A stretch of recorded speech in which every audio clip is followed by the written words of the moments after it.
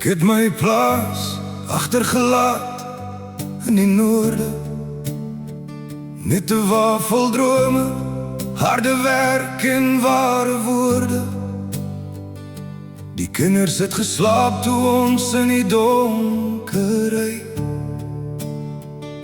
My vrou het my hand gevat, sy het niks gesê nie.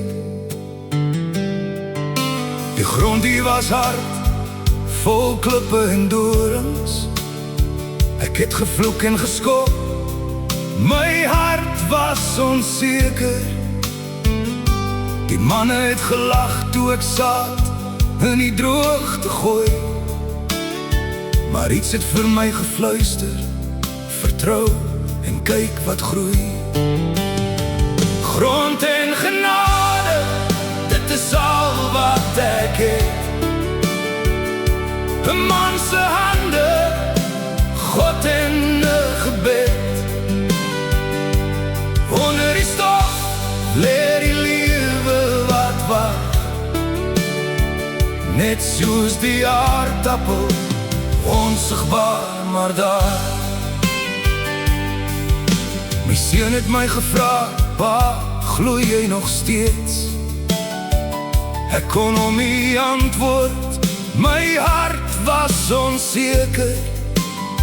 Maar toe die reën geval het op droog, gebakte grond, het ek gekniel in die modder.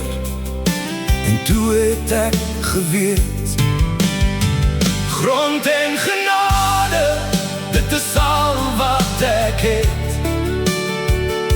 'n man se hande, God en 'n gebed. Onder die stof leer die lewe wat wag,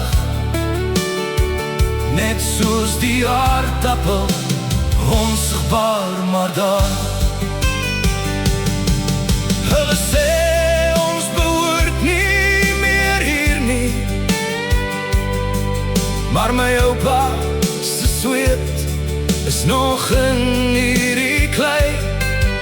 Ek stry nie met woorde, ek ploeg net die aarde, want God weet my naam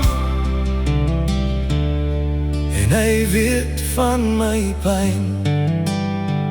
Grond en genade, dit is al wat ek het. 'n man se hande, God en 'n gebed.